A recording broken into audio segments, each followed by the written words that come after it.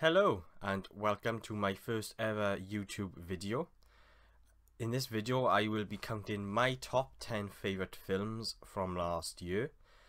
They may not necessarily be technically the best films of the year, but films that I enjoyed, I had fun with, kind of meant more to me maybe than some of the films that were technically a lot better than the films that are in my list. So let's get going. And starting with number 10 on my list is John Wick, starring Keanu Reeves. Possibly Keanu Reeves' best film since The Matrix.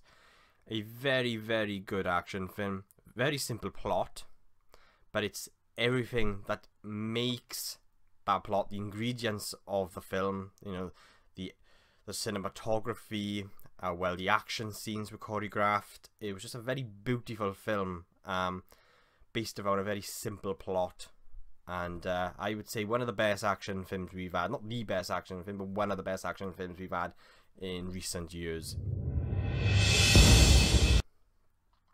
At number 9 on my list is The Gift. The Gift surprised me quite a bit because I kind of went in there expecting just a kind of straightforward trailer. The trailers for this film didn't really give it much justice, to be honest with you. Great performances, a very chilling. Made me jump a couple of times. There was one jump in there which didn't actually rely on the use of loud noises or any of that bullshit. And a very unnerving twist at the end. That twist at the end literally had me at the edge of my seat. Such a very well made thriller.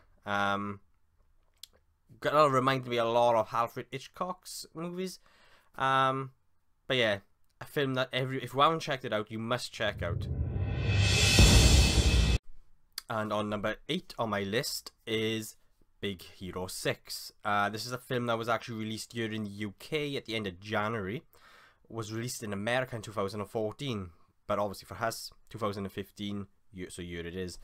I really did enjoy this film more than Inside Out. Even though Inside Out was a much better film, it was... I was more emotionally attached to Big Hero 6. I found myself more emotionally invested. As good as Inside Out was, as much as I enjoyed it, I feel like, well, for me, I just enjoy Big Hero 6 a hell of a lot more. Probably my favourite Disney film since The Lion King. Great soundtrack.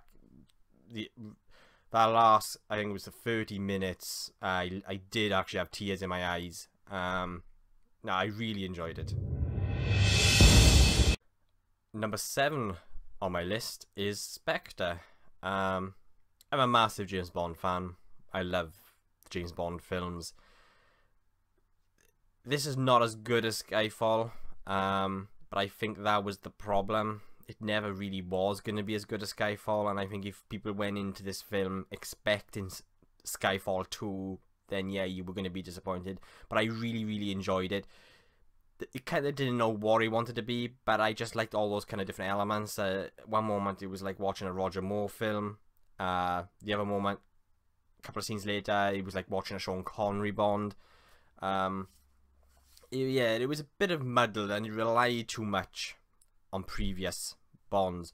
But no, I did really, really, really enjoy it. Loved the soundtrack. The cinematography was beautiful, just as it was in Skyfall. The same guy, I believe. I think the only thing that let it down was the fact that it didn't know what it wanted to be. But it was a really good film. Well made. So yeah, at number 7. And at number 6 on my list is a film directed by Matthew Vaughn, is Kingsman, The Secret Service. A film that I had so much fun with. I really, really, really enjoyed this film. It was just so funny. The action scenes were just stupid, but it was just such great fun. And yeah, if you haven't seen Kingsman: The Secret Service, I highly recommend you check it out. And at number 5 in my list is Ex Machina, a stunning directorial debut by Alex Garland. He did a screenplay to a couple of my favourite Danny Boyle films, 28 Days Later and Sunshine, I believe. This was a very good psychological thriller. It's kind of like man versus AI and the dangers of AI. I've always been interested in those kind of films, especially like AI, artificial intelligence. Yeah, it was like an updated version of Frankenstein's monster as well. But I highly recommend this film. A very, very good science fiction independent film. And at number 4 in my list is Sicario, a beautifully dark film, very murky, but it's beautiful cinematography. It's hard really to kind of, in a way, to praise the film because it was so negative. There was nothing really story-wise positive to come out of it. But the way the film was made, the way the film was shot, very basic story. Again, it's like kind of like John Wick, but it was the way the film was crafted. I think if the film hadn't been crafted so well, this could have been a bad film. But I think they had a good guy attached to direct it, and yeah, definitely a film worth checking out. But if you're looking for happy endings, probably not. And at number 3 on my list is Jurassic World. Now, this is a film I know a lot of people will disagree with me on. I really, really enjoyed this film. Jurassic Park was the first film I ever seen in the cinema. I think I must have been about 3-4 years old. And it scared the life out of me, but it gave birth, I believe, to my passion for film. And it was one of the many films at that time that did. But no, Jurassic World, it was like a film that was made for the fans. If you'd grown up watching Jurassic Park, even The Lost World, this film was made for you. That's how I felt, and I had a grin from beginning to end. Technically, no, it's not a perfect film. Yes, it has its flaws, but I enjoyed it so much. It was just so nostalgic, and I'm hoping very soon to do an in-depth review on Jurassic World. And at number 2 on my list, a decision I found very hard, to be honest with you. I found it very hard to choose my top 3.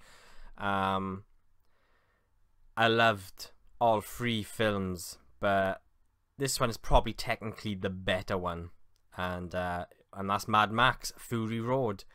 I had so much fun with this film. This film was probably one of the best action films in the last 10 to 20 years. My heart was racing from start to end, and to be honest with you, I didn't really want the film to end. The way the film was crafted, the action scenes, it was so well made, so beautifully shot. The cinematography was beautiful. Everything about this film was perfect. I think that if I was going to do a top 10 for technically perfect films of last year, this would be number 1.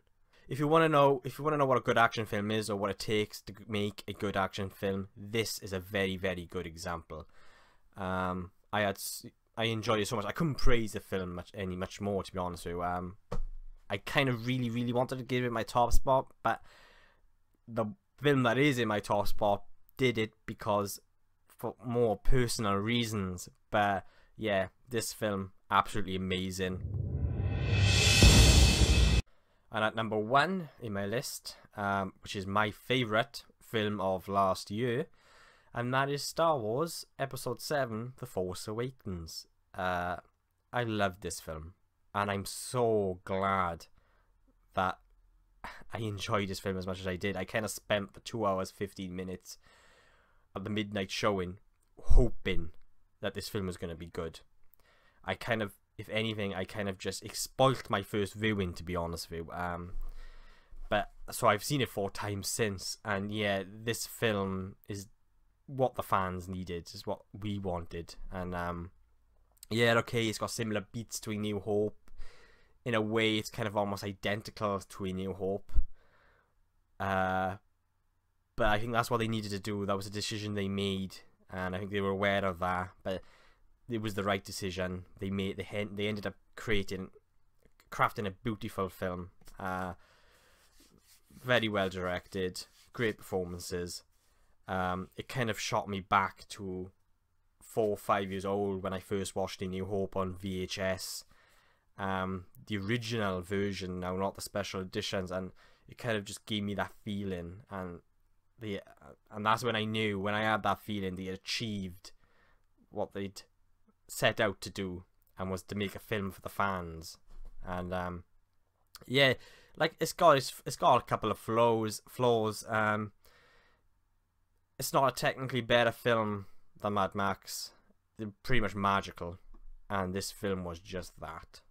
So hopefully soon I will be doing an in-depth review of The Force Awakens.